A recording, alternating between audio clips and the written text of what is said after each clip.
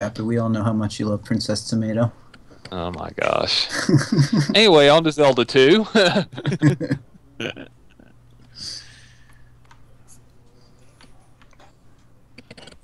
So, anything you guys want to talk about with Zelda 2 while we're getting set up here? Anything we should know in advance before the runners hit start?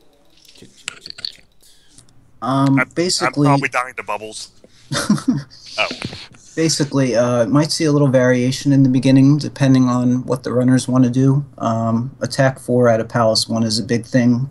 It makes Death Mountain a lot easier and faster. And in PB attempts, you would just grind the initial magic cave, which is like a 30-second and reset if you don't get the drop you want. But in a race setting, it's a little different. So there might be some variation in the beginning. Some of the guys might just go with Attack 3. Other guys might go to Trophy Cave or something like that to get the XP they need. Great. And for those of you in chat, that was Rep. He'll be one of the commentators today, so you'll be hearing that voice quite a bit. Like I said, the other commentators will be Can't Out Fat Me and Feasel. I think we all recognize Feasel's voice.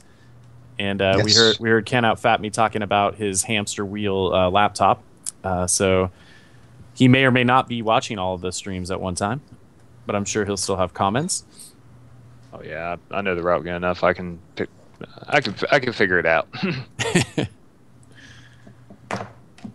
So I think we're getting pretty close here.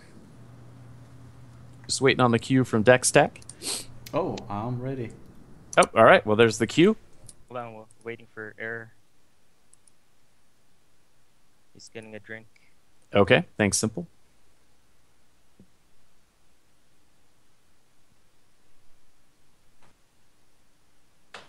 Yep, and we'll get this out of the way, and you're going to see a lot of this in chat as you watch how excellent these guys are. Follow these runners. The Zelda 2 is another amazing community of runners, really good guys, really helpful if you're learning the game, and just fun to watch on stream.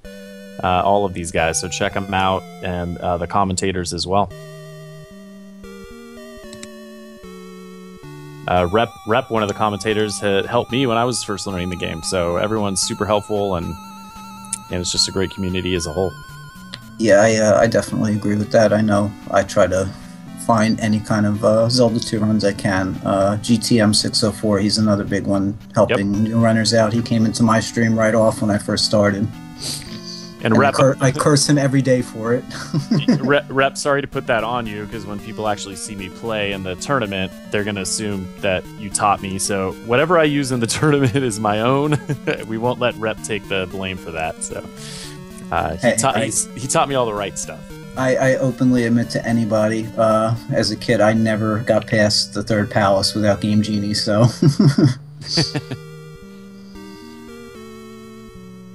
Always loved the game, but I was never good at it until I just played it for hours and hours on end when I was older.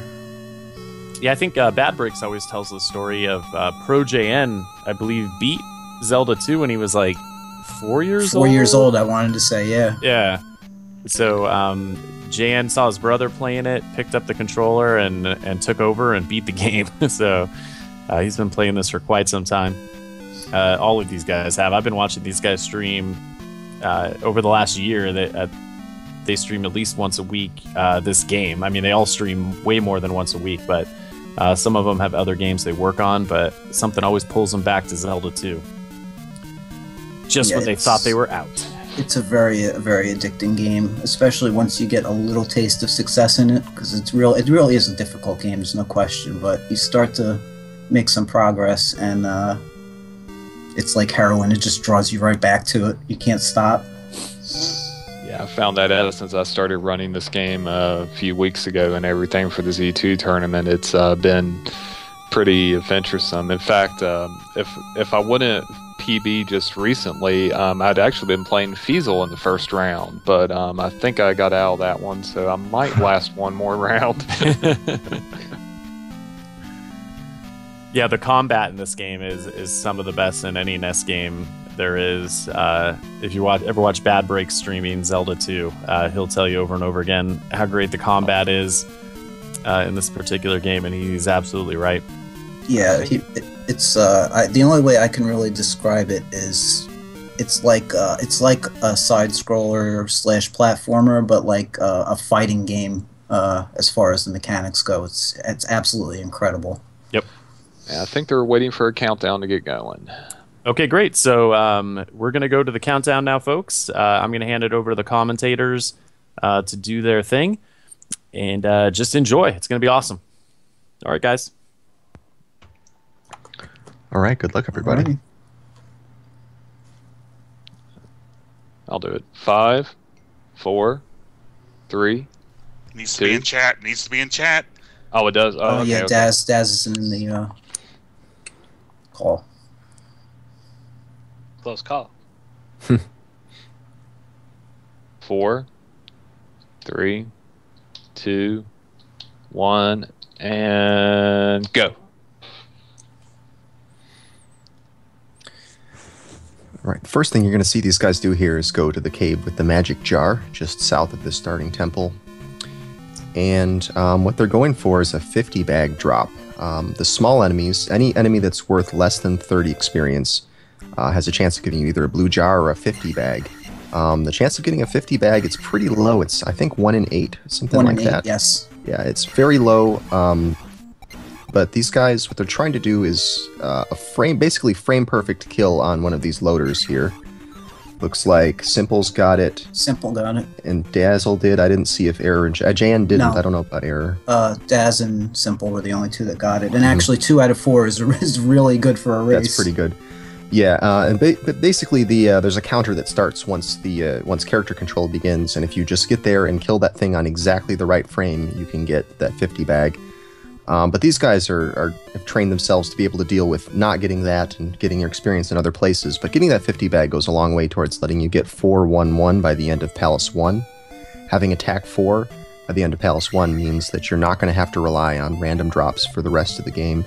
If you don't, then you're going to be chasing basically for the rest of the run. You'll have attack 3 and you won't get quite as much out of the Palace bonuses.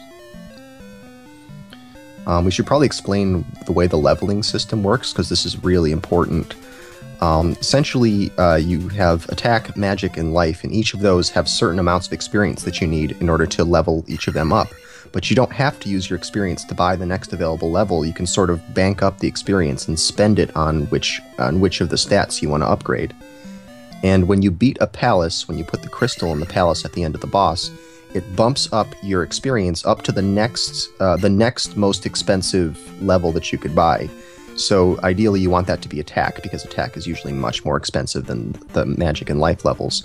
So what they want to do is get their attack level up pretty quickly, and then get their experience up above what it takes to buy the next magic and life levels, so that when they beat the palace, their experience will bump all the way up to the next attack level, which is going to be thousands of experience. And that's how you're able to get super high levels out of this game, even early on in the run. And we're going for bubble skip here. There's a fixed encounter that you go for getting a random encounter to skip. So if you see these guys going through this bubble area, it's because they didn't manage to get that skip. I think Dazzle got it. Error and Daz got it. Jan and Simple did not. Yeah, manipulating there's certain, on the overworld map, you'll see several forced encounter squares like the bubble area, and getting an enemy encounter on that same square will allow you to have a much shorter walkthrough than what the forced encounter is, and you will see them utilize that almost in every spot possible. Yep, it's possible to get this bubble skip in the other direction, going northbound, but it's extremely hard, and I don't know that anyone even tries for it in real-time runs. Prez J Polk used to, and even he gave up on it. I've messed around with it. I've gotten it twice, and both times that I got it, I got caught by a random encounter immediately after anyway, so there was really no gain by even getting it.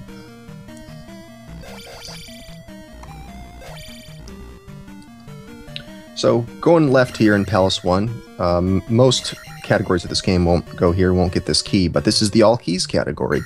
In case you're not sure what the category is here, it's 100% all keys, 1cc. So 100% means you got to get all the spells, all the items, and is that it? All the spells and all the items.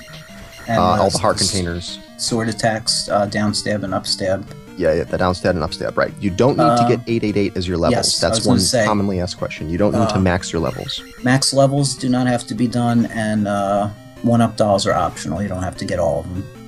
That's right, yeah, you don't have to get them. They probably will get some 1-ups because the 1cc part of it is 1 credit clear. It means you have to do it without any game overs. You can take intentional deaths, and you will see these guys do that in order to save some time in the few rooms where you have to do some backtracking. But you can't run out of lives. Normally in a RTA of this, you would just reset if you happen to run out of lives, but in a race context, usually the way this is dealt with is, mistakes are gonna happen. You don't have to forfeit the race if you game over, but you do have to go back to the spot where you game overed. So that prevents people from doing, accidental, intentional game overs.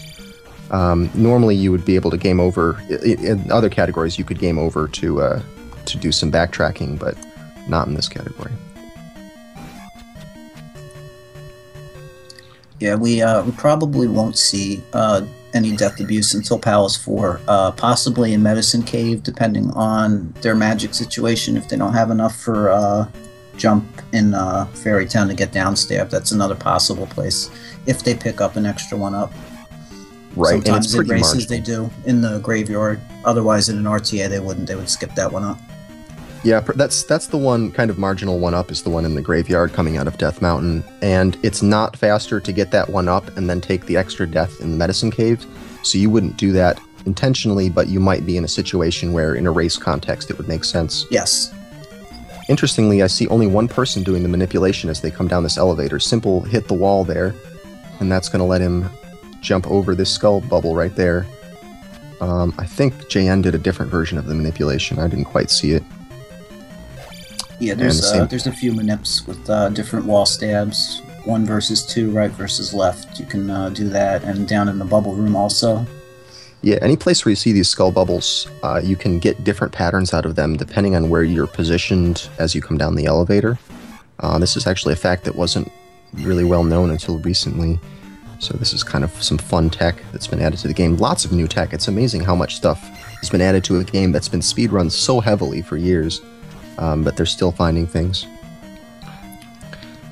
Now you're going to see that the large 6-count drops are in different places for these players. Any of the large enemies, any enemy that gives you 30 or more experience, with a few exceptions, counts towards the large 6-count. When this counter gets to 6, you get a drop, and then the counter resets back to 0, and that drop will either be a 200 bag or a red jar. I think in pretty much every case, these people want the red jar. Want the 200 bag, rather. There may be a few places where the red jar is helpful, but especially in this palace, they need to get 200 bags. At least 1 in order to be able to get attack level 4 by the end. Yeah, if they got the early 50, they still need 1 big drop for the 200p bag. Right, and if they didn't get the early 50, they need both of them, so yes. That's a 25% chance. And the big drops are 50-50. Red jar or 200p bag, and the small drops, it's 7/8 of a chance of a blue jar and 1/8 for the 50p bag drop.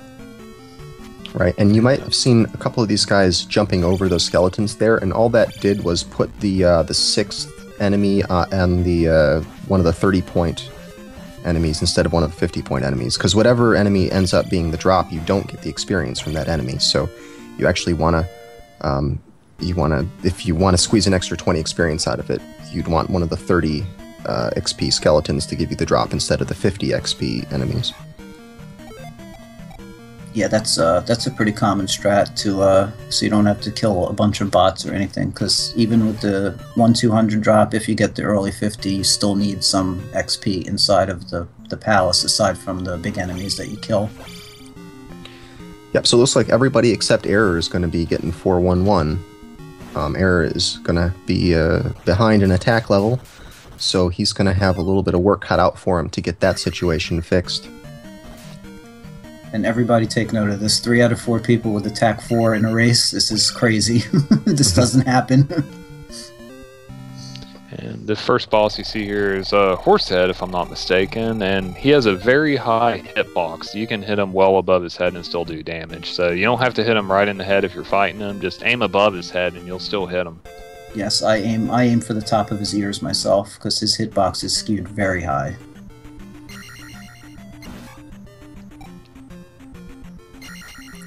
everybody heading out of P1, they're going to go up to the Trophy Cave, which is required for the jump spell, and then we'll go to Jump Town right after that, as we call it. Interesting that that nobody did the early Trophy Cave. That's one of the backup strats. If you don't get the 50 bag, the random drop 50 bag in that first cave, you can go and do this Trophy Cave, kill a few extra enemies, and then go over to Palace 1. That's about a 10-second time loss, but in the end, that may be better than ending up, without getting your 411 level target. But it looks like no one chose to do that, so they're getting it now. Yeah, I was I mentioned that before they even started. If they didn't get the drop, that we might see that, and I'm really surprised that nobody did. Nobody did. As a race strat with only a 10-second loss, I think it's very viable. With the times these guys have, they can't afford to give up those 10 seconds in an RTA. A lot can go wrong real quick in this run. It's a pretty lengthy speed run for a Zelda game. Yeah, it's only been done in. Simple was the first to do it in under 76 minutes. He had the first 1:15 time, and then JN got one also, and bopped Simple and has the current world record for this at 1:15:47. Which is phenomenal for this cat. I mean, if you just go look up the run and watch it, it's a very beautiful piece of art. Mm-hmm. So after they leave Jump Town here shortly, they'll be making their way down eventually to our little friend Bagoo, so we can go to the next town and then eventually head to Death Mountain, which is very early in this run. Yes, and definitely one of the key areas. I feel. I think that's one of the. It's a tough area to begin with, but with the lower levels and doing it early, it's definitely difficult. And can be even more so in a race setting when you usually don't have attack 4. Like Error's going to be going through it with attack 3, which he'll be fine with because he'll do attack 3 runs still. But it's a time loss, and it makes things more difficult because everything requires more hits. Generally 2 hits per enemy with only attack 3.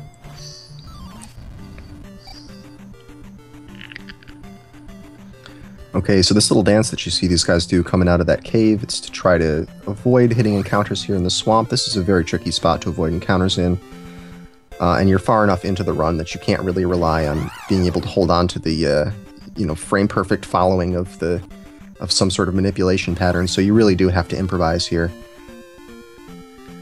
You can get anywhere from 0 encounters to 4 encounters trying to get in there, depending on how badly things go for you. Yeah, this is a really bad area too, as far as the overworld encounters. It's really, I mean, there's manipulations, but the percentages still aren't really that good. It's pretty much just a crapshoot, and hope you get decent spawns and can avoid them.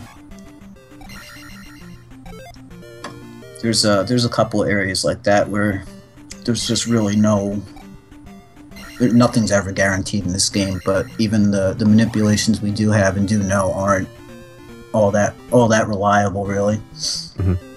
Yeah, and the tricky part about it is that the enemies will spawn really close to you when you're on swamp or forest, and there's a lot of swamp or forest there. Yes. When the enemies spawn farther away, there are some things you can do, sort of an L-shaped walk that dodges the enemies most of the time. But when the enemies spawn close, not a lot of options.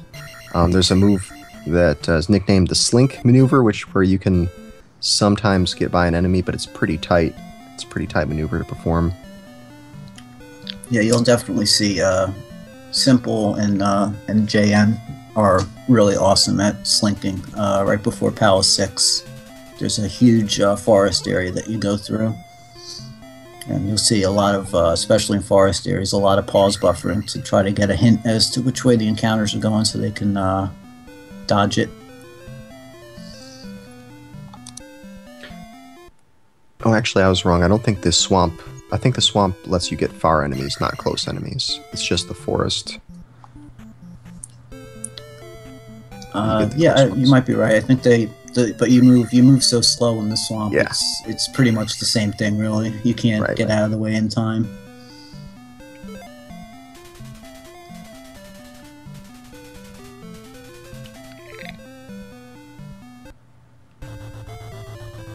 Interestingly, you see coming out of this door for the river guard here, you see 3 out of 4 of the people appeared on the left side of the door when they came out, and Dazzle appeared on the right side of the door. It's actually like if you delay just a few frames entering that door instead of just walking up to it while holding the up button, you can gain 1 tile distance because you'll come out on the other side of the door. It's just one of these little weird little tricks of the mechanics. Yeah, there's actually really a lot of those little tricks that aren't all that well known, but they make as they add up throughout a 75+ minute run, they can really add up, especially for runners of this caliber. Yep. And you saw Error killing killing that blue Goria there. That's almost always skipped, but Error is in a experience crunch right now, so he's got to kill everything he can. Yeah, with the TAC 3, you want to leave no XP behind for sure. They usually skip that Goria to shift the big 6 drop into the cave with the heart container, which you'll see later. I killed it because I had a 6 count on him and got a red jar. Oh, cool. Nice. Well, I guess you were probably not nice. I bet you were hoping for the 200 bag.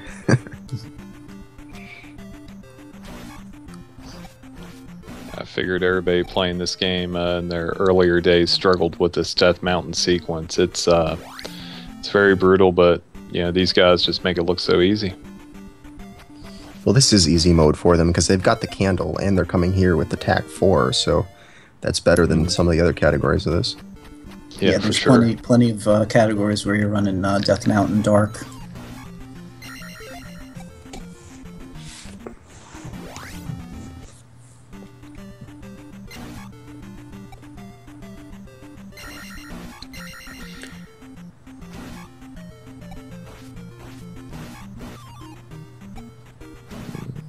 Red Wow, jar. everyone getting red jars.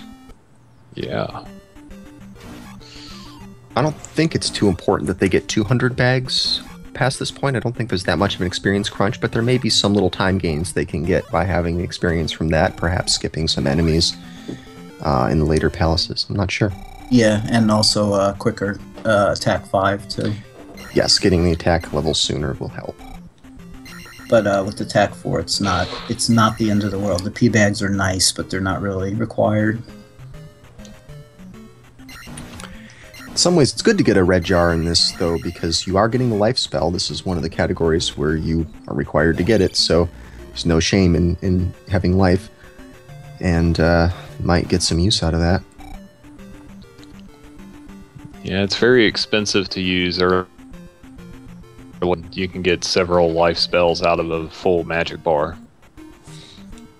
Yeah, at the lower levels, especially, it takes a ton of magic to cast life, and you'll probably see some of the guys, if they do take a hit here or there, even though they might not be that low on health, they'll cast life to get their beam sword back, especially on the way out of here.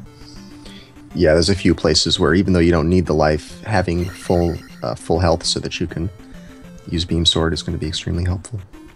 Yeah, mainly areas with aches, which are the bats. There's 2 red ones, Aikmen they're called, on the way out of here, where beam sword helps a lot. You just kind of cover Link's head with the beam sword and you don't have to stop. Well, so far it looks like JN, Dazzle, Simple, and then Error, I think, is the order. But everyone's got the hammer and they're making their way out here to the next magic container. Yeah, it's still very, very close. Very close, yeah.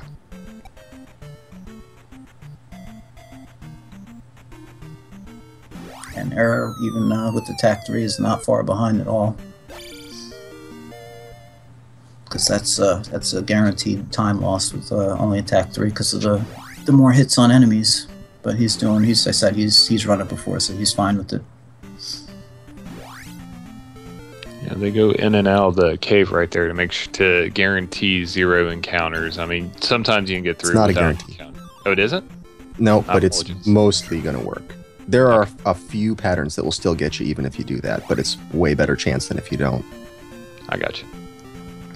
Yeah, it's basically just resetting the timer for the encounter spawn.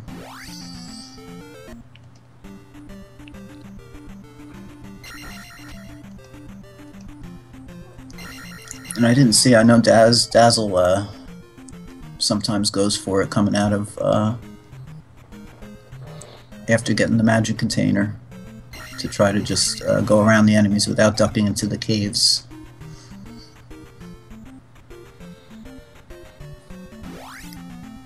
Nobody going for the one-up of shame. Nobody. No graveyard. JN took the encounter, 1 square left of that boulder. That's going to set up a double spawn for him up here, which is good. You can usually get through it pretty clean unless there's a fairy spawn or something like that, and he's fine. Simple does the same thing, but that gets you through this difficult swamp area right before the medicine cave. Yeah, the double spawn there is really beneficial. If you don't get like a fairy spawn or something, you'll get through it clean the majority of the time. Yeah, so the way it works is the first set of encounters that appear are appearing based on a timer that's fixed from whenever you exit the last thing that you were in. And the second encounter that you get is based on number of steps. And so taking that encounter in exactly that spot, 1 step to the left of the boulder, makes it so both of those encounters happen at the same time in a spot where you can do the little L walk to dodge them, and that generally will get you into the swamp and then all the way up to the medicine cave before they are able to reach you.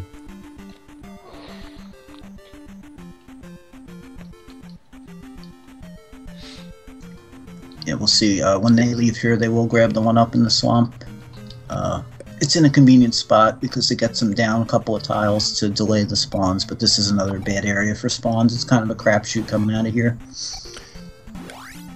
Looks like Error takes the intentional death, and he did that because his magic was really low. You need to be able to cast Jump in the next town that he's about to go to, and he did not have enough magic to cast Jump there.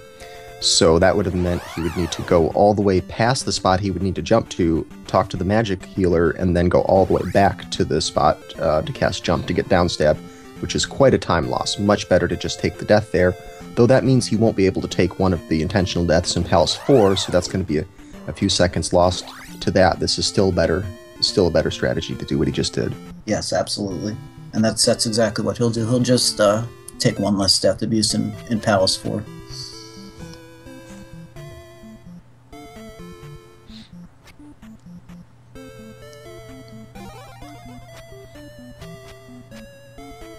Assuming I get the Palace 4.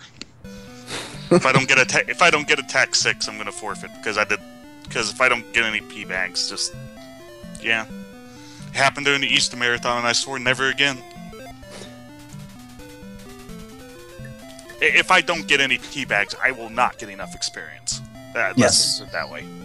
You need either one. I think it's two P bag drops. I want to say throughout Death Mountain and Palace 2, something like that with attack 3. So let's pull for error drops.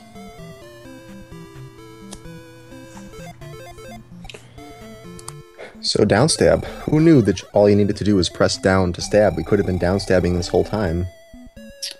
Who knew? Well, what they're getting right here is the fairy spell, so that is going to be pretty helpful magic in other categories, but not so much in this one. Because normally you would use this to go through doors. If you have 0 keys and you cast fairy, you can go through a door. Whether that's a glitch or intentional is a point of debate in stream chats all over the world, but for our purposes, none of that's going to be happening because they can't do that in this category.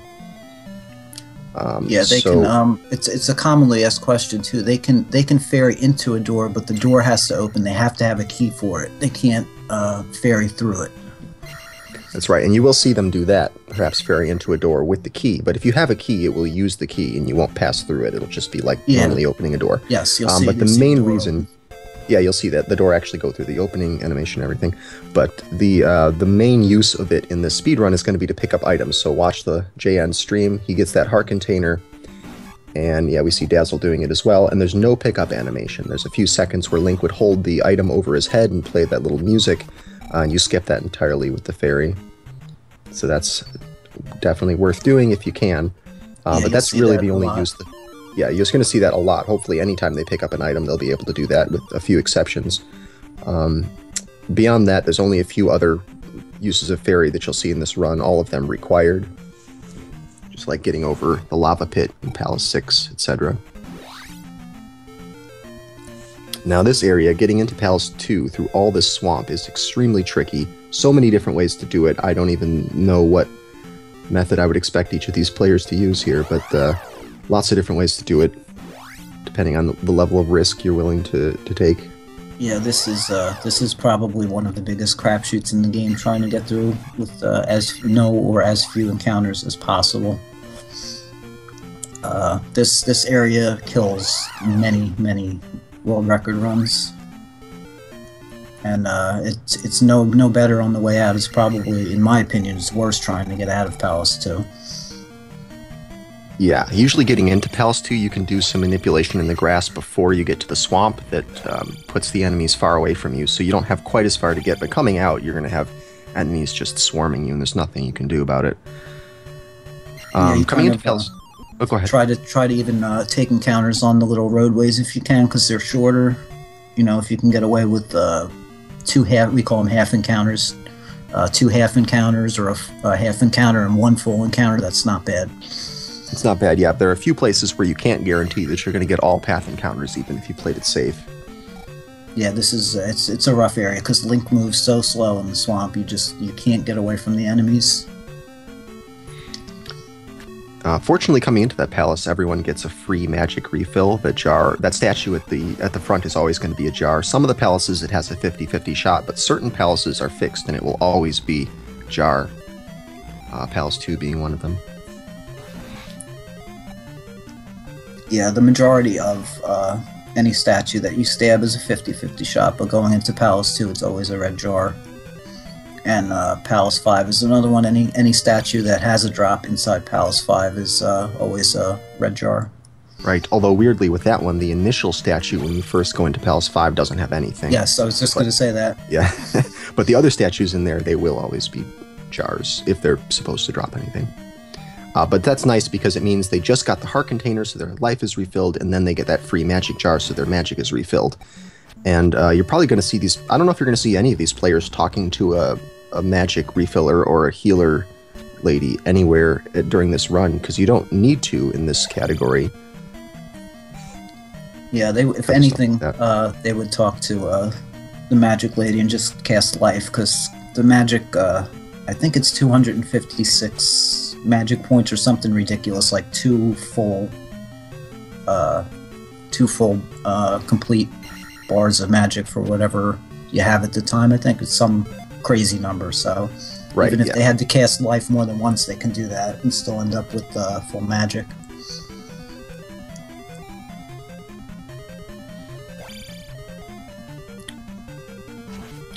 I want to say 256. I'm not sure though, because I know every block is 16 magic. That's what the numbers are on the spell select screen.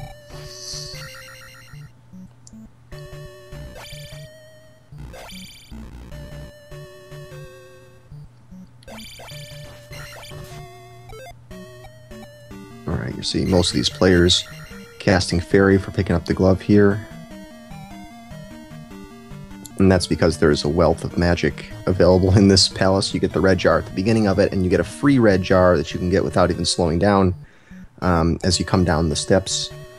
So, lots of magic. And probably many of these players are going to be taking the magic level up in this palace. So, again, more magic to work with.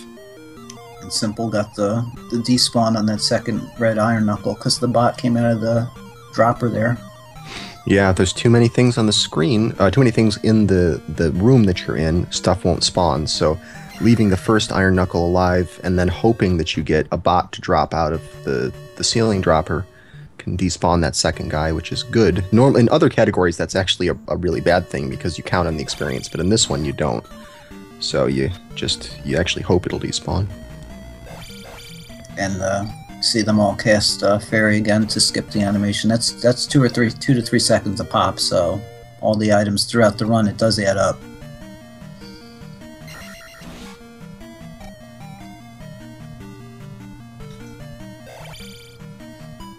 Nobody wants to fight these 3 skeletons in the room with the heads on the wall. They're so slow and such a pain in the butt. Yeah, actually, Eris wants to fight him, I guess. He needs the experience. Yeah, he needs the XP, but they are a pain. You see him jumping all over the place. Right, and with those things shooting bullets at you from the walls, it's no fun at all. Yeah, that's not a fun area.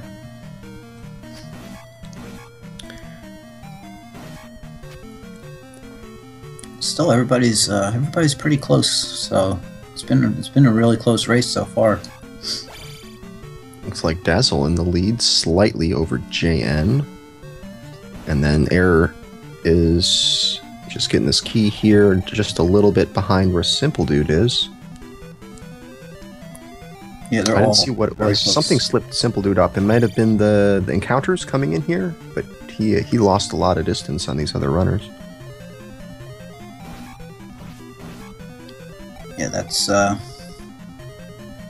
said into and out of Palace 2 is just it's horrible. It's you can use some manipulations, but there's nothing guaranteed at all.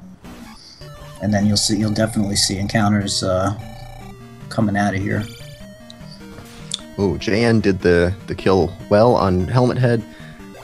Dazzle tried to pin him against the side of the screen and downstab bounce on Helmet Head's head, and that's a pretty good strat, but Helmet Head was not cooperating. The side-to-side movement of these bosses is random. You can sort of compensate for it a bit, but yeah, sometimes you'll get these patterns that are really hard to deal with. Helmet's head, his white head always reminded me when Luke took off Darth Vader's helmet and what was under there.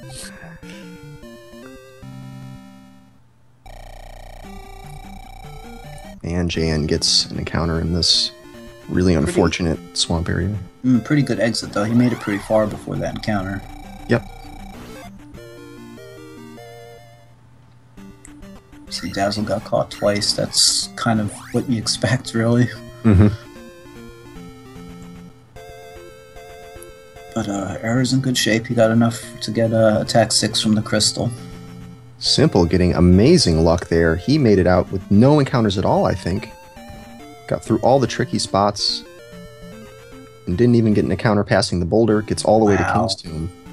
That's excellent. That's what incredible a windfall for him. That definitely puts him back in the running.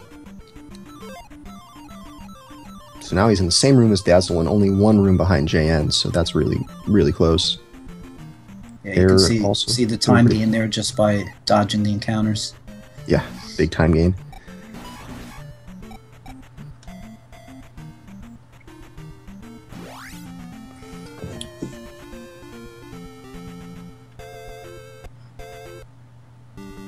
See a little pause buffer there from Simple to get into Palace 3 clean. Yeah, fortunately, if you're already partially starting to walk onto the palace, you won't be able to get hit. Like, the enemies will just pass right through you as long as you've begun to move onto a palace. Yeah, or onto a bridge, or onto the water. Cave entrances also. Yeah, cave entrances, right.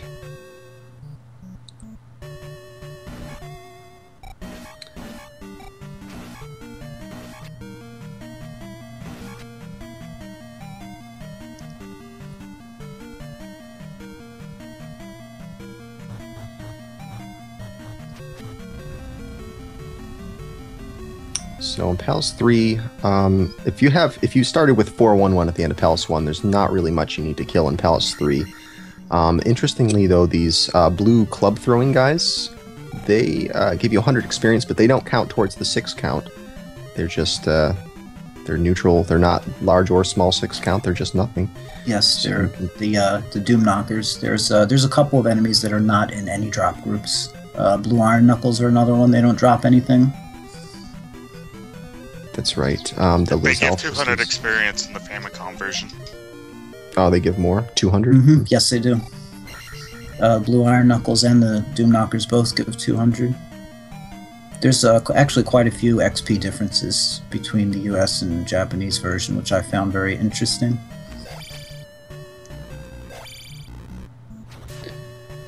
Okay, you see 2 of our players going through this room with the lava and the bots. This is a pretty trolly room. Any room that's got lava plus bots is going to be. I was just going to say lava plus bots equals troll. Yes. You may even see these players casting jump on the way out, most likely, just to reduce their chances of getting unpredictable bot behavior. But basically, the bots are one of the hardest enemies to deal with in the game, which sounds kind of silly because they're the weakest enemies, but they are really random, and you don't know which way they're going to go, when they're going to jump. They'll fake you out. Sometimes it really seems like there's some serious AI going on in them because they'll trick you Every time they'll trick you. Yeah, there's no predictability to the bots at all. You see bots that don't jump at all, and I've had bots that jumped 4 times in a row right at me. So you never know what they're gonna do. Right, and they'll retreat away from you, but then as soon as you get close, they'll jump towards you. It's pretty bad. They're top tier enemies. Yeah, they seem like these little simple enemies, and to a speedrunner, they're your absolute worst nightmare. The evolution of the gel from Zelda 1. I'd take gels all day over bots.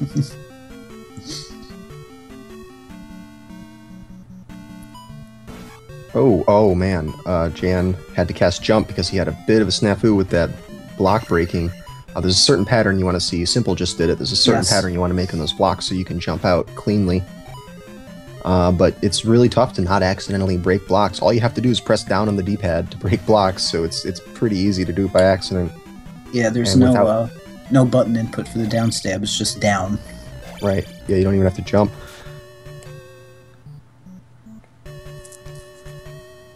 Still really close here. Room for the most part.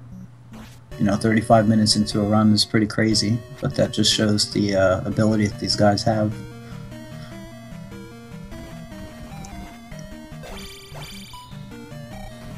Okay, so the boss kill here for Rebenak, that's the Iron Knuckle, the blue Iron Knuckle that rides a horse. You're going to wait in a certain spot to try to get the Rebenak to go past you, and then wait on the left side of the screen. You want the Rebenak to stop on the left side of the screen, and then you can just downstab on his head. And once the Iron Knuckle comes off the horse, you just gotta hope that he stays against the side of the screen, gets there quickly, and stays there so that you can kill him with downstab. Looks like Simple, Dazzle, and Jan all got exactly the pattern they wanted. They really good luck. Nice corner patterns there. That can be another kind of trolley thing. And look how close a race we've got. All 3 players putting the crystal in the tomb in the monument at exactly the same time, basically. So very close race. Yeah, Simple got caught with an encounter. It's tricky not to. It's tricky. Yeah, I was going to say this is another bad area trying to get out of Palace 3. Error gets a nice Rebenak fight. It looks like from what I saw. Yeah, I think Prez put a animated GIF file up on Red Candle about it. If you stand on a specific pixel, it really helps to get Rebo in that corner and get the corner strat. Yeah, there's a line in the tiles on the floor that I look for. I try to put it right between where Link's feet are, and you can tell if you've got exactly the right pixel because you can crouch and uncrouch, and you'll see that it covers and then uncovers the pixel. All right, don't forget fire. It's an easy one to forget because it's such a useless spell. It's the only spell that you probably won't see used at all in this run. You might even see shield used, but you're not going to see fire.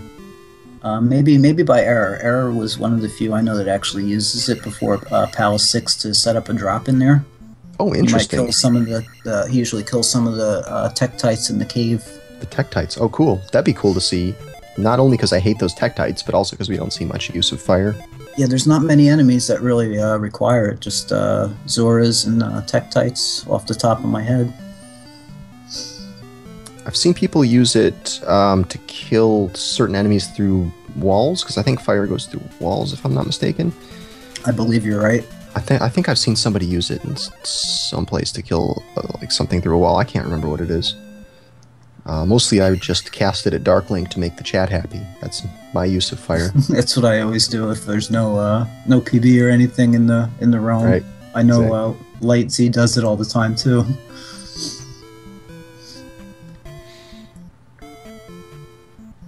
Yeah, Error doing pretty well in terms of experience. He's gotten his attack level up to 7, just like these other players, so he's pretty much corrected the unfortunate luck that he had in the first Palace. Yeah, the attack is the main thing, especially early. You can catch up on magic and life at the lower levels. They don't really take that much XP. And also, you see everybody leaving Firetown from the right instead of the left. It's the only town in the game where it's shorter to exit from the right. Besides the one where you get thunder. Yes, because that's like the first house. Right.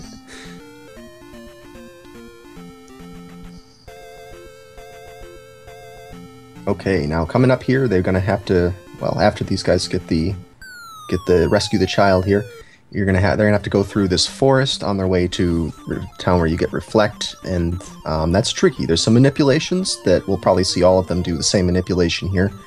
Duck into the 1-up square, wait for the music to hit a certain spot, and then walk. And then start walking, and there's a pattern you can do that works most of the time, but you can still get some troll enemy spawns, so we'll see what happens. It works, we call it the Dazzle because Daz was the one that came up with it, and for the most part it works really well. Coming back left to right, it's a completely different story. That's another huge, it's That's like a hard swamp one. all over again. Alright, yeah, got the double encounter. Jan gets the double encounter coming out of the grass there, and he gets first try on encounter skip. There are 2 encounters that are fixed encounters, and you're going to see these guys waiting here for the enemies to spawn so they can skip them, and Jan manages to get the second one as well. First try. So it looks like Simple got the first one, and Dazzle also did. Yeah, Daz got caught up with a fairy in the field, which isn't that bad. At least it wasn't Not that bad. Full encounter. It's only like 3 seconds instead of 7. Right, yeah, the real problem with it, though, is that it throws off your manipulation, because Right. you can't really do the pattern anymore. Jump onto the rooftop here. There's the quick jump onto the rooftop that gets you upstab. I don't know how tight the window is. I don't think it's a 1-frame trick. It's not that hard to get. It's pixel perfect. There's it's one pixel that it works on that you can clip up on top of the roof, and you see JN and Simple nail it like it's they have 6 feet to work with. Yeah, but normally you're meant to go past that to the left, jump up onto one of the lower rooftops, and make your way back to the right to get into that chimney, but you can get up to it if you jump at the right spot. Yeah, they timed it out. Like I think you can miss the super jump, as we call it, like 9 times or something before it would be faster to go around. Yeah, it's Some definitely worth going ridiculous for. number.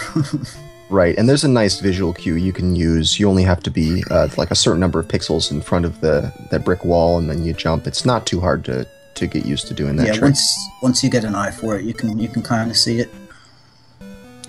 And then they got to get the reflect spell. That's one of the other reasons for going to this town. Reflect spell is it actually might get some more use besides just Carrick, but the point of the reflect spell is so you can defeat Carrick. It's a boss that requires the reflect spell. There's no way to hurt him.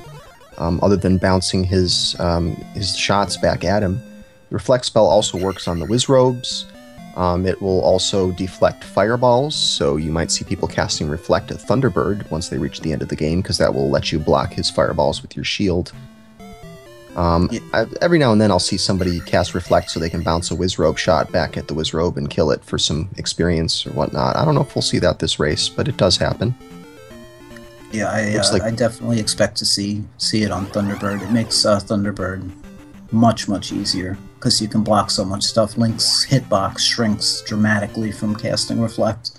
Mm-hmm. Or if Link wants to check if his hat's on straight, he'll cast Right, Reflect. yeah. Yes. So we saw an interesting thing there from JN. For the second encounter on the way back, the second fixed encounter, he didn't even try for the encounter skip. He just went right into it. And I'm not sure if he did that because he needed extra experience or something like that, killing those Octroks, or I don't think that it's faster to do it, although it's kind of close because you have to wait around a while. It's about 3 seconds slower, but at least it's guaranteed. At least it's guaranteed, yeah, because failing that encounter skip is a huge time loss, big time waste. I've seen people do it just to get more experience or just to adjust their small 6 count, but I don't think these guys are relying on small 6 count in this category for anything. Yeah, that's the small drops aren't really that important in all keys. In other categories, it's really important. You might be, 1 block short of magic for a spell that you need or something.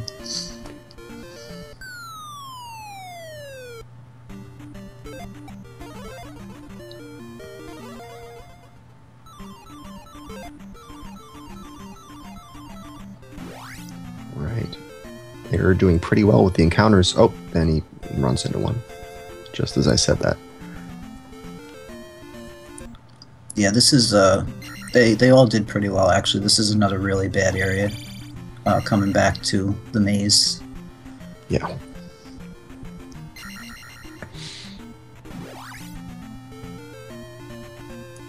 Well, JN first to reach Palace 4 by a long shot.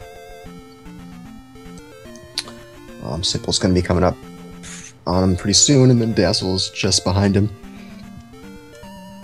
Yeah, they spread out a little bit, but they're still really close. There's no running away yet for sure. Yeah, it'll be a while before we have to deal with random encounters again, so at this point any change in the placement is just going to be due to execution. Or Carrick. Or Carrick, that's true. Yes. Carrick can be really random. And having a higher attack level doesn't even help against Carrick because he always takes the same number of hits to kill. Him and Dark Link are special. They don't follow the attack damage table. But we will also see maybe some variation in who takes the deaths where. There's 3 places where you might want to take deaths in here. 3 lava pit rooms. Jan takes the death. I don't think anyone's had an accidental death so far. The only death that I saw up to this point was Error taking the intentional at the medicine cave, so he's going to be skipping one of these. Yeah, and if you do take all 3 of them, it's about a 10-second save. I think there are 3 something seconds for each one, but more importantly, it's the magic refill in here. Especially with Magic 3, you need Reflect for Carrick, and it's 5 bars for Reflect at Magic 3. Yeah, very expensive, so they will almost certainly take the last of the lava room deaths, the one that has the unicorn heads in it, because that's for one thing, that's a really awful room, but also, it's the last one before Carrick, and so that's your last chance to get refilled. If anything, they would skip the first or the second lava room death.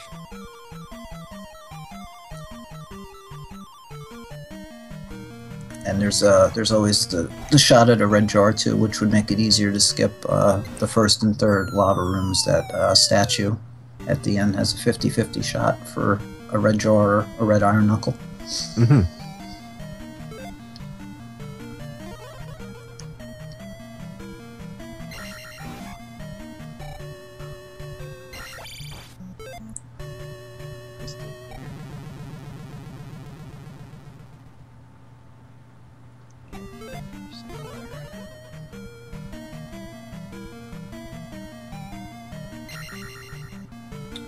Not much happens in this palace besides those lava room deaths. It's just not really that difficult a palace, really. It's just the boss that these guys have to worry about.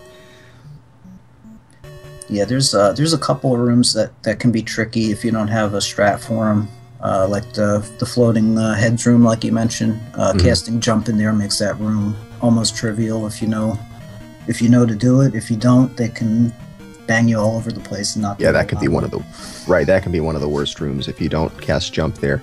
Fortunately, because of all the deaths that you take in here, you're generally going to be flush with magic the whole time, so you can afford to cast jump all over and avoid some of the awfulness.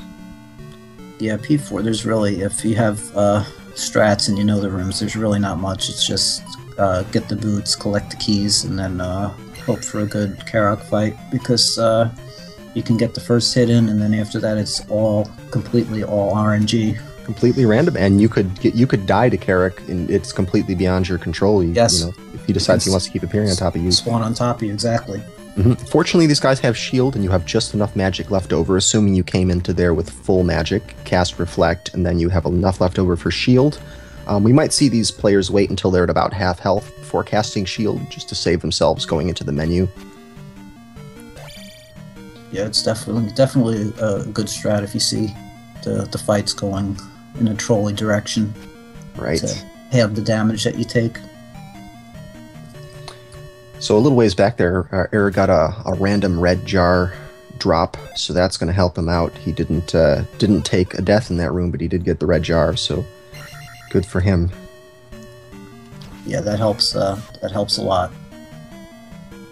And even if there's not a lot happening, you could just enjoy the purple. Yeah. Yeah, they did. They changed the palettes inside the palaces from the Japanese version. They were all like Palace 1 with the gray blocks, and some were blue. A couple of them were blue, I think. Like in the houses in town, that same tile palette. spot that you just saw Error do right there, that's, I think, the only spot where you need upstab, technically, but you don't really, because if you cast Jump, you can sort of bump into the ceiling and then attack sideways and hit one of those blocks from the side. In fact, you probably see all of these players doing that just because it's a little bit faster than doing upstab, like frames faster. But it's an interesting oversight in the game mechanics that you don't really need upstab. Yeah, you'll see. I mean, it's the sword techniques are required for 100% all keys, but the other categories, nobody really gets upstab. Yeah, nobody would.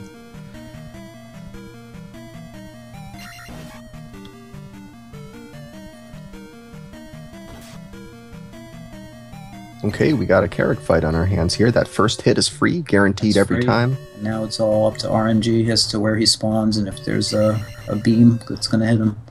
Good fight so far for JN. Really nice Oh, fight. excellent. That was Wow. quick. That was quick.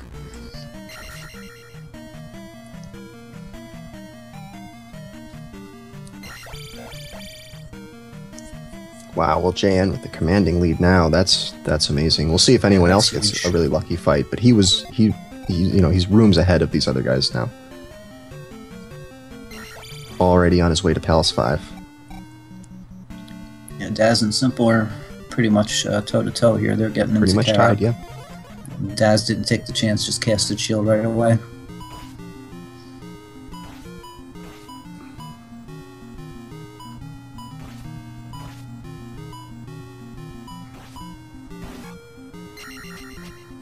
Simple with a decent fight.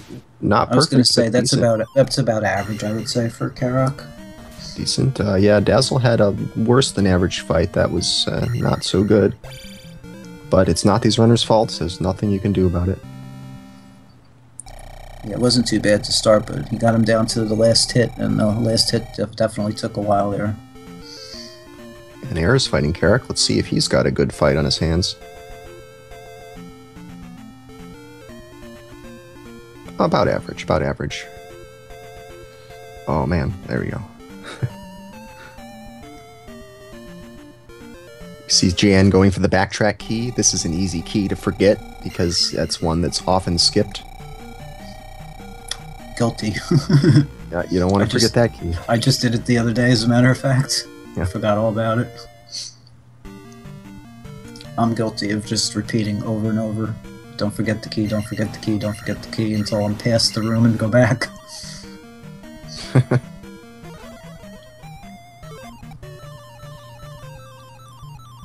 spot where you see Simple casting Fairy, it's one of the required uses of Fairy. There's 4 of them in this run, 4 places where you must cast Fairy. This is one of them.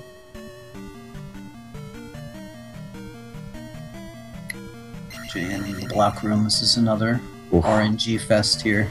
Yeah, you got to get two blocks stacked at least, and that gets you enough that Jump can get you up there. And you got to also not get hit by all these things falling and the MOA going back and forth. It's a pretty terrible room. It is. I was going to say that's another room I've seen kill world record attempts with bad block patterns.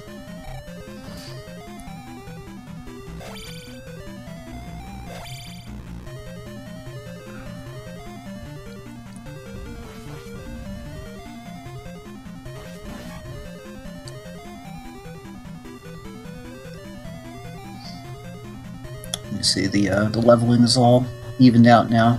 Errors caught up. Everybody's 834. Yep, there's a is lot of experience common. available. Yeah, pretty common by this point, but there's a lot of experience available in this dungeon, especially from these Magos, these pink whiz robes, or sorry, they're orange, I guess. These orange whiz robes are called Magos, and they can give you 200 experience if you kill one of them, and at attack 8, it's only 2 hits to kill them.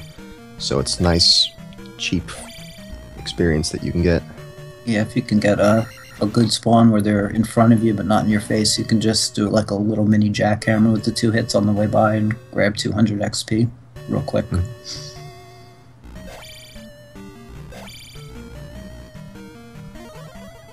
Error has a pretty Really clean nice. block. Yeah, that was nice.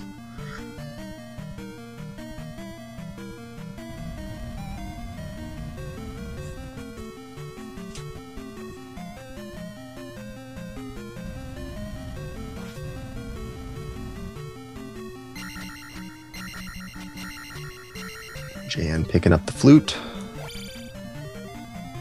That's the only... Well, there's two uses of it. One is to get past the river monster that gets you down to the lower section of the eastern continent. Palace 6 and 7 are. And you'll also need it to enter Palace 6. But other than that, it's useless. Just a sequence item. The plunger we call it, because it looks like a plunger. It sure does. Actually, I had when I first made my splits, I called it the flute. I renamed it. Plunger, yeah.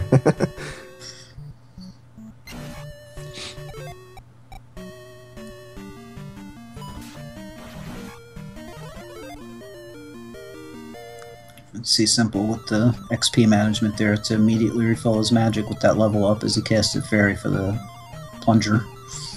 Right. Yeah, you want to have a bit of magic going into Goma, who's the boss of this stage. Just because he can be kind of difficult, and you certainly want to cast Shield, so you can just go all out and just blast him without having to worry about getting killed. At Life 4, he can do a fair amount of damage to you, Yeah, so you definitely want Shield. Life 4 is a little bit low to fight him with. He does hit hard.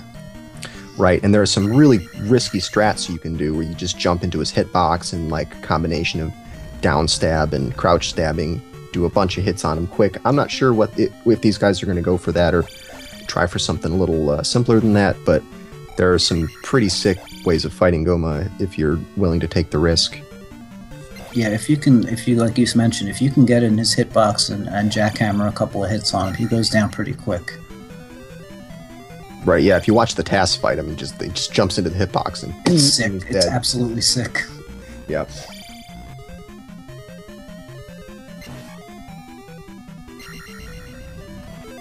Get a free red jar here on Simple Stream. That's a nice, quick, easy red jar to get. Lots of magic available to you here in this stage. And that's a funky magic jar, and it throws people off. I see a lot of times because the jar's hitbox is separate from the blocks, and a lot of That's people right. upstab it, and the jar doesn't spawn. You have to hit it twice. You have to like upstab nothing, and then the jar will drop. But if you hit it from the side, it usually gets both hitboxes and drops right away. So I've seen people upstab it and say, "Isn't there supposed to be a jar here?" And nothing drops, and they don't realize you have to stab again. Yeah, it's pretty funny stabbing an empty space to get a jar to come out. But Yeah, you stab how it nothing, and you works. just see the red jar drop.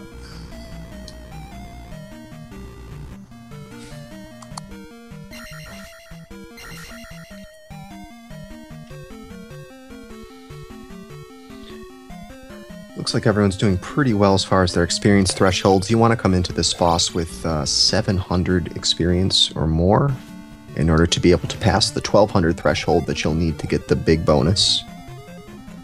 Yeah, this will be the first full 9,000 that they'll end up with after the crystal. That's right, you cannot go up to attack level 9. The game might make you think that it's possible, but taking anything above attack level 8 will just give you a 1-up. Anything above any level 8 will just give you a 1-up. You see it in some other categories. Like if you take, Magic 9 or Life 9, it will refill you and give you the 1-up, but it doesn't up the level any. 8 is the max for everything. So Jan just had a pretty good fight there against Guma. He's first to place the crystal into the monument, and nobody else is even close to him at this point. We got Simple and Dazzle both coming up this final elevator here to approach, but there's still rooms behind Simple, or behind Jan rather. Yeah, they're still really tight. They were really tight entering here, so Yeah, they're very close to each other, just like about a screen away. What we saw Jan do there is he walked out while the experience was still totaling up. He equipped the fairy spell, and he cast fairy entering this spot where the heart container is, cast fairy immediately, and then in the process of taking some level ups, he gets his magic refilled, so he can actually cast fairy again in the Tektite cave. And what we're going to see here is in Jan's stream is what's been called the river dance, and it's a manipulation to try to get... Oh, wow. Yeah, he gets it. To try to get no encounters on the way to this river devil. And he plays the flute, and, oh man, he gets the encounter skip. He gets the first fence skip. There's 3 fences here. They're fixed encounters. Here he is walking into the second one, but you can skip that first one, and it's a huge time saving. It's probably one of the best encounter skips that you can get. Yeah, Simple I'm sure he was tempted to go, but he saw the XP getting close. If you exit a screen as you reach a level up, you will soft lock the game, so he just stopped and didn't take the chance.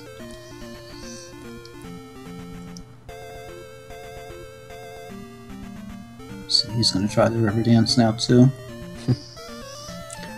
We got Jan coming into one of the most difficult spots to do encounter manipulation, because you're in this forest, you got a lot of forest to walk through, and he got a pattern that was just unwinnable. He had to take an encounter. Fortunately, it was a fairy encounter, but will he get past? Yeah, he gets past the last encounter coming into the Tactite Cave. Good on him there. He only had half an encounter. Yeah, that's the other area I was talking about before. It's all forest, and the enemies spawn really close to you. And yeah, you can get screwed coming in and screwed coming out of that cave. Yeah, you'll definitely see everybody trying to slink through the encounters on the way out when they leave, and pause buffer and everything.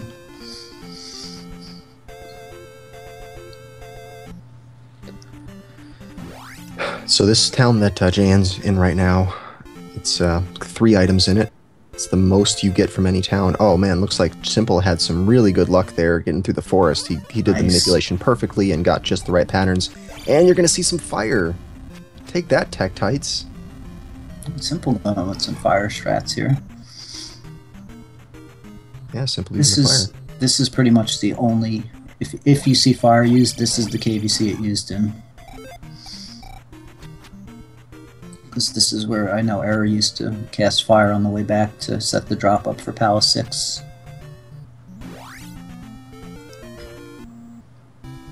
And in Hidden Town, Kasuto, Spell Town, whatever you'd like to call it, if you go and talk to the magic lady first, refill your magic, you can then get the spell and cast that to get the magic key, but you can ferry the magic key and the last magic container, saving you some time. Yeah, this is the only spot in the run where I would talk to one of the magic refill people. It's the only spot where it really makes sense. Yeah. It saves you way more time being able to cast the fairy twice, and grabbing the magic container last refills your magic again anyway, so it's definitely a time save to do it that way. Right, and you want to go into Palace 6 with as much magic as you can, because that's kind of tight on magic, because you need to cast... Well, you don't need to cast Jump to get over the hidden pit, but you probably are going to want to in a race like this, because if you miss, you're screwed. It's over. Yeah, that's an easy minute loss if you fall into the fake floor area in that big pit. Right, and then on top of that, there are 2 places where you have to cast fairy, 2 forced fairy casts in Palace 6, on top of whatever casts of Jump you do, so really running out of magic in Palace 6 can be a big problem, especially if you've already burned off all your extra lives at this point, doing your intentional deaths. You don't have a lot of options. I think these players will give themselves 1 free life to use either in Palace 6 or in Valley of Death. Maybe. I'm not sure if these guys are all saving a life for that. Yeah, they might have skipped one Death Abuse in Palace 4 as a race strat, just to have that extra guy. Right.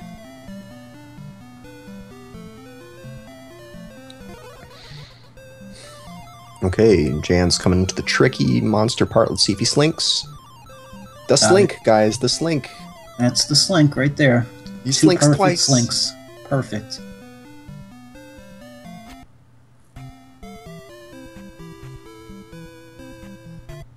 Alright, there's a nice manipulation for getting into Palace 6 from that point, from the heart container. Pretty easy. Yeah, that's one of the good manipulations. It's got a really high percentage rate of being successful. Yeah, I can't think of the last time that one failed for me. Now that I say that, next time I go to P6, you know we're going to get nailed on the way in. It always seems to fail if you cast Fairy on the heart. Really? That's interesting, because I usually don't, just because of the magic usage in P6. Right. One thing you will see here that I know, JN's going to take Magic 7 in Palace 6. He won't end up with 886 like I know Simple will go 886, and I'm pretty sure everybody else will, but JN takes Magic 7 and the Magic Refill in Palace 6. Right, and he's doing that so he can be sure that he has enough magic. I guess was setting up a drop here so that if he gets the 200 bag from the drop, then he'll take the magic level, and if he gets the red jar, then he'll get his magic refilled that way, basically a guaranteed magic refill. Mm-hmm. Yeah, the only real difference to it is he won't end up with Magic 8 for Thunderbird and won't be able to cast Reflect, but JN's the world record holder. I'm sure he can take care of Thunderbird without much issue.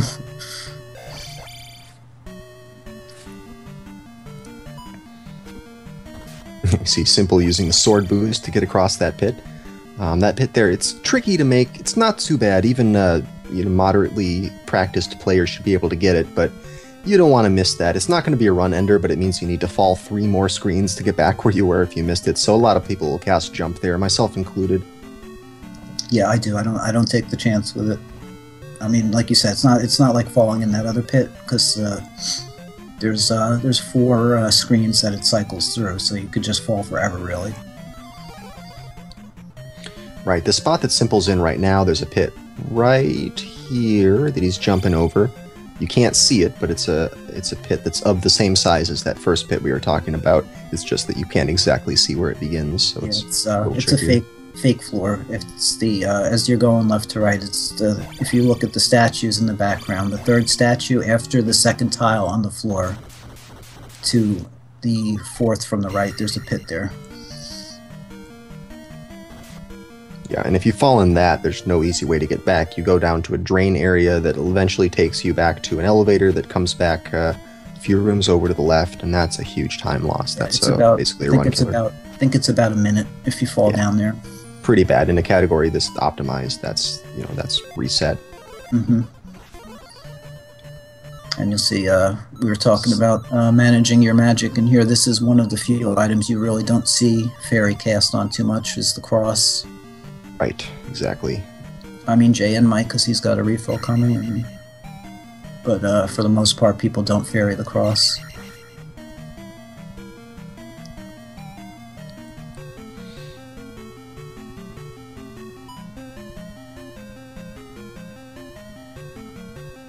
Because there's you're guaranteed to use, if you don't cast jump at all, you're guaranteed to use 5 bars of magic just for the 2 required fairy casts over the lava and into Barba, the boss at the end. Jay in the first required fairy cast now. That's the lava room with the bubbles. We haven't seen any ceiling walks so far. This is a spot where you can actually get on top of the ceiling. It doesn't really do much for you. It saves a little bit of time, like fraction of a second or something like that. Whatever the door opening animation is. Right, yeah, and a little bit of time that you would bump against the ceiling as you were falling if you were to not get the ceiling walk, but again, it's really small. Yeah, there's other categories where it's really beneficial, because you save, if you're not grabbing all the keys, you save a fairy cast by getting the ceiling walk, but in this category, it's really very minimal. See if Error gets it. He might have. That looked pretty decent. Oh, he got it. And he did. Nice going. Yeah, that's not an easy trick to pull off. It's a pretty small window to get it.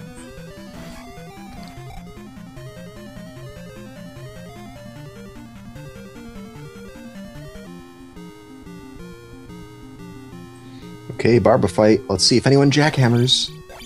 That's kind of risky for this situation, for the 2 seconds, the 1.5 seconds it saves. The safe 1 cycle. Right. I still do that. I don't jackhammer them in a run. I don't need those 3 or 4 seconds. Yeah, I've done it and practiced it, but it's not near consistent enough for me yet. I don't need the 3 or 4 seconds that bad yet. Oh, it's not even. It's not even that. It's like 2 seconds if you're good. It's not worth it. Yeah, in a race situation, I'm not surprised at all if everybody does the slower 1 cycle attempt. Okay, Simple's up. Let's see. Oh, he does it, of course. Nails it.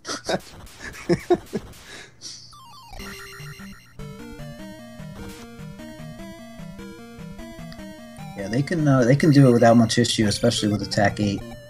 They run Simple and JN have traded records in this category in any percent deathless, and in any percent deathless you're Attack 6 at Barba, and they jackhammer him with Attack 6, so...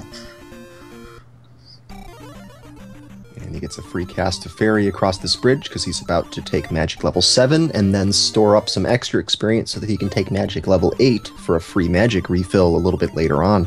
You see he's at 550 out of 6,000. No, 5,500 out of 6,000 rather. So that means after 500 more experience, he's going to be able to get another magic refill, which is nice because he can cast whatever spells he wants to get through Valley of Death. Whether he's going to go with Fairy or Jump or Spell, I'm not sure, but he will get a refill once he gets into Palace 7. So that's why 886 is the preferred leveling for this category. One of the reasons why it is. Yeah, Magic 8, like I said, it doesn't seem like it would make that big of a difference for Magic 7, but it really does. It lowers the cost of spell, which gets used in the Valley of Death a lot, and lets you cast Reflect on Thunderbird, which is a big point for me, because it makes Thunderbird so much easier, faster. We'll see what Simple does. I know a lot of times he'll try to make it buy, and instead of Death Abusing, he'll take Magic 8 as his last magic refill towards the end of GP. Yeah, lots of different ways of doing these Valley of Death encounters. There's 3 fixed encounters here, and you're going to see these guys try to get encounter skips. Jan just missed getting an encounter skip, so... Oh man, he might have missed it a second time. It's tough to tell if he got it. Yeah, it is. It's hard to see sometimes. Oh, he didn't get it. Yikes. Yeah, you really don't want to go through these fixed encounters. They're especially bad. They're slow. They're dangerous.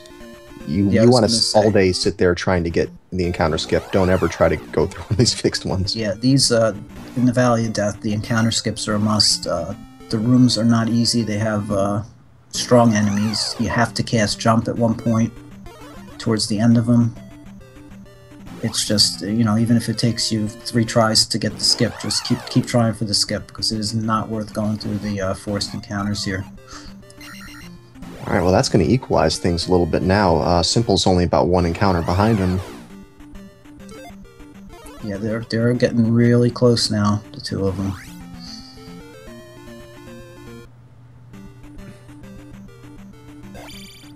Yeah, for a moment there, they were both in the same room.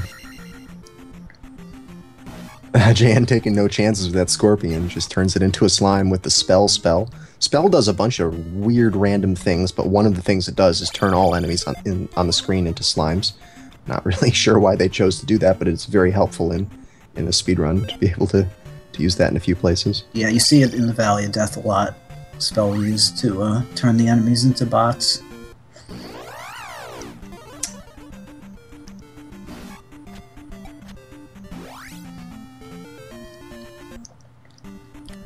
Jan's in GP.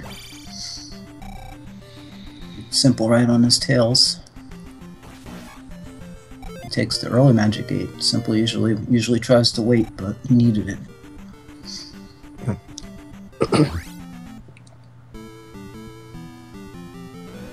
And also, because I always say, I have to say it, GP music is the best in the game, in my opinion.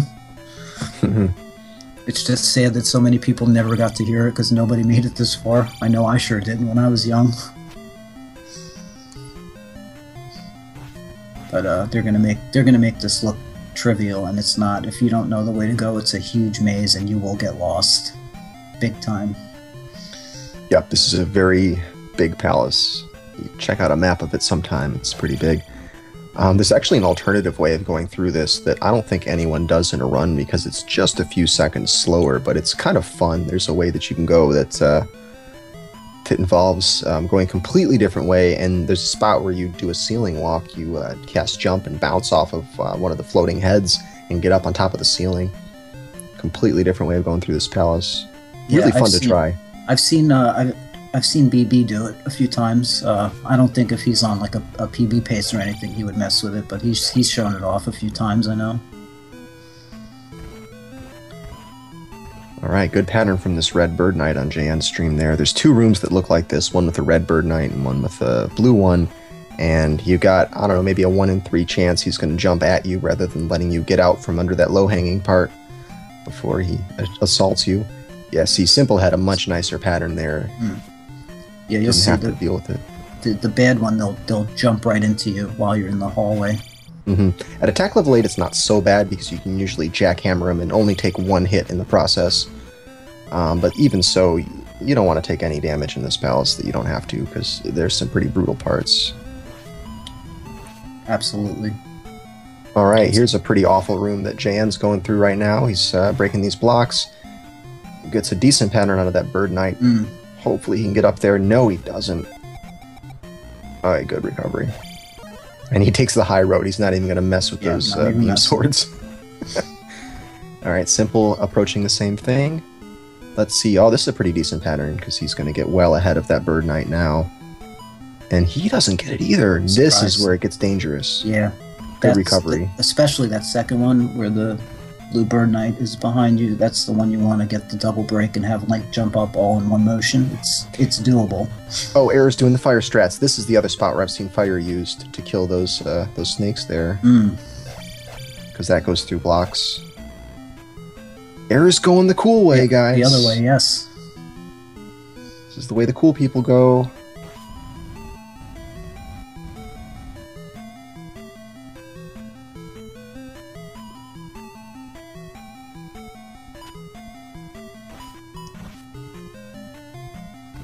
Now my eyes are glued to his screen. I'm not even watching the rest of the race. I figured I can't win anyway. Yeah, you may as well show off some swag. Nice. Nice. Absolutely.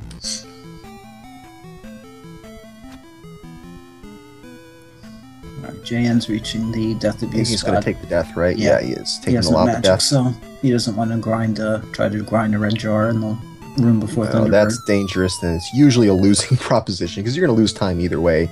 Probably more time you're lost from doing that than just taking the death. And that's assuming you get it first try. Let's see, Simple's going to go for it. He's got 2.5 bars of life left. Yep, he's going into Thunderbird. Or no, Jan's going into Thunderbird. Simple, yeah, he's going into Thunderbird with pretty low right on his heels, but low life. He's only down half a bar of magic, so for Simple, I'm not surprised that he's going for it. Nice Thunderbird by Jan, no problem. I'm not sure if Dark Link is capable of enough trolling to make this an even race, but we might. Uh-oh. Thunderbird got him. He's got a life left, so he's fine.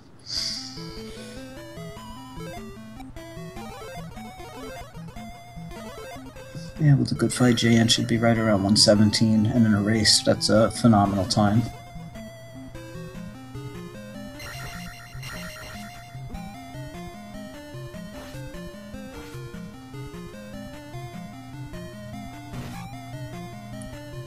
$116.46, very nice. Very nice. Oh, watch Error's screen right now. He's cast the jump spell, and this is where he's going to try to get a ceiling walk. The boost here, yeah. This is the coolest part of this route, in my opinion. Yeah, this is tricky, but he may be able to get it.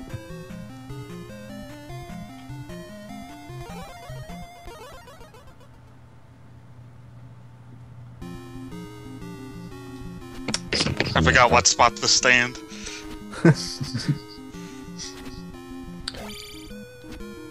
Let's see how Simple's boss fight goes. Dark Link being a bit evasive. And Jumped away a few times, but that was not bad. We got Dazzle fighting, doing a jumpless Thunderbird here. He can't get in quite as many hits per cycle, but some people find this a much easier way of fighting Thunderbird. I don't disagree. Yeah, I think without jump, it's definitely a safer fight. You can get Thunderbird in a pattern that you want and dodge the fireballs more easily, but it's I know for me it's way slower to fight him without jump. Ooh, Error almost had that boost. Let's see.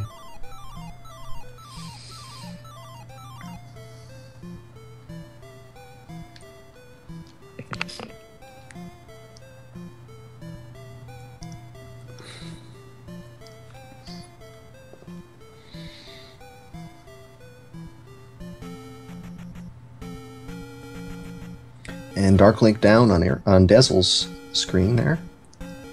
GG Dazzle. Very nice, Daz. Phenomenal race. I mean, you know, you're talking 76 minutes, and these guys are this close at the end. You can't really ask for much more than that.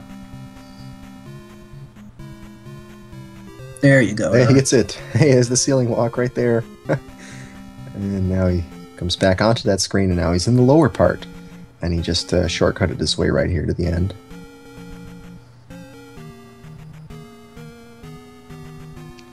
Usually I get it first try. That was bad. Educational, though.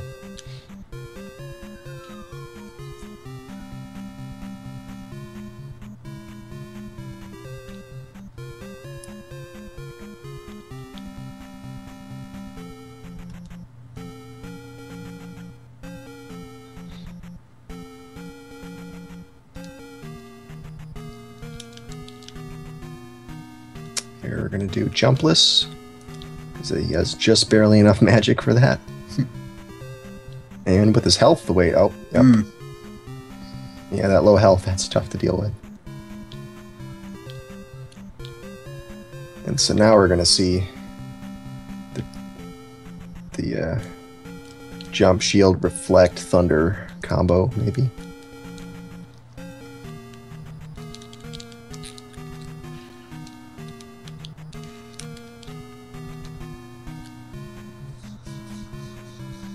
Very nice.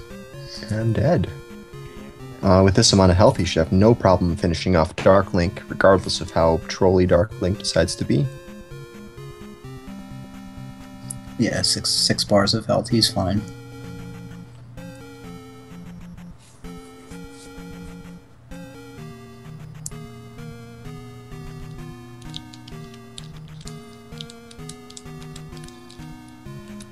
And we're not going with the corner strats. He's going to fight him legit. He's giving us a show. This is a really hard fight if you're not just standing in the corner. Wow, yeah, he's fighting him a pretty interesting strat here. This is probably more how they intended for you to fight this guy rather than crouching in the corner. Yeah, and he's extremely difficult. This is a hard fight. It really is. If you don't go in the corner and just stab away. Very nice error. That is sweet. Nice. Error showing us some alternative ways of doing Palace 7. I like it. Error putting on a great show for us.